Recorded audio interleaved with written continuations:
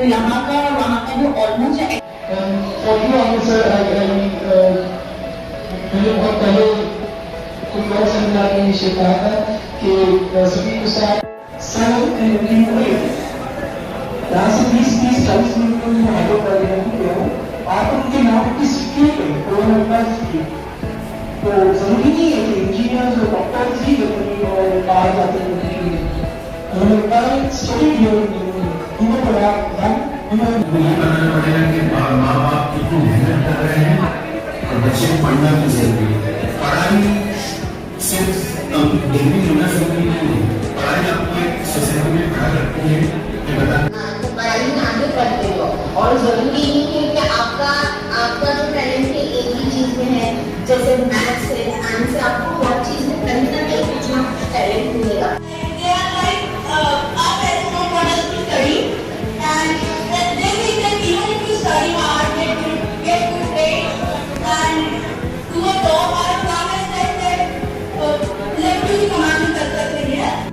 और हमारे पास माशाल्लाह डॉक्टर्स भी काफ़ी है, लेकिन एजुकेशन का अच्छा सिस्टम है हमारे पास सुबह का।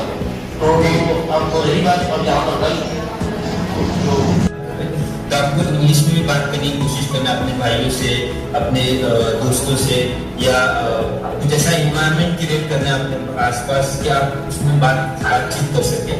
और यही है फंडा कि आपको उस पर अमल करना चाहिए। आपको जिस सीखना एक चीज है उस पर अमल करना, जैसा कि इंग्लिश में। Ma'am, can you please suggest me India and abroad, these both countries which are better for the girls and in terms of equal opportunities and study and surrounding and etc. As a girl to an extraordinarily independent woman, Miss Tahira, that I heard so many people say. Mohammed Ali, and I am from 10th standard. My question is for Ahmed sir. What do you miss most about India? So ma'am, if you had to describe your career journey as a movie, so what would the title be? मेरा नाम रियान सैयद है, मैं standard 12th में money super 40 में पढ़ता हूँ। और मेरा सवाल अहमद चारोलिया सर के लिए है कि आप एक नॉन इंग्लिश स्पीकिंग कंट्री में गए और वहाँ पे आप जॉब कर रहे हो, तो बेसिकली आपको लैंग्वेज बैरियर आता होगा एक कि जॉब कर रहे थे ये लोगों ने। इंजीनियरिंग के बाद 10 ईयर्स तक जॉब किया, उसके बाद फिर लोग मास्टर्स किया है। और यहाँ का जो बोर्ड एग्जाम है, यहाँ पे जो बोर्ड होता है वो CBSE बोर्ड होता है जो कि दिल्ली बोर्ड है। तो ये हमारे इंडिया में मतलब दिल्ली का ही बोर्ड है जो यहाँ पर दिया जा रहा है, टीचिंग किया जा रहा है। इवन यहाँ पे ब्रिटिश बोर्ड भी होता है। अल्लाह ताला राहें खोलता है। जैसा फारूक ने सिर्फ 10D के अंदर अपनी बात की कल, उसने इस बात का इजहार किया कि जब वो टर्मिनल एग्जाम में था बोर्ड का 10th का, जब तो वो उसकी अम्मी का इंतकाल हुआ घर में और वो बहुत डिप्रेशन में चला गया था और टर्मिनल एग्जाम में ऑलमोस्ट सारे सब्जेक्ट में फेल हो गया था, लेकिन उसने अपने आप को फिर संभाला।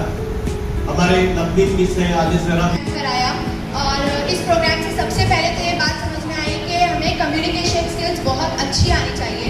और मुझे सबसे अच्छा ये लगा कि जो भी स्टूडेंट्स थे वो सब हमारे मदनी स्कूल के थे। और सबसे पहले आमिर सर और हमारी स्टाफ का शुक्रिया अदा करना चाहूँगी कि इतनी ग्रेट अपॉर्चुनिटी उन्होंने हमें अदा की। ताकि आज की इस प्रोग्राम में हुआ, हमें बहुत सारे लोगों से बातचीत करने का मौका मिला, जैसे US से और दुबई, सऊदी, हर टाइप की कंट्रीज से लोग थे। इससे हमें बहुत कुछ सीखने भी मिला।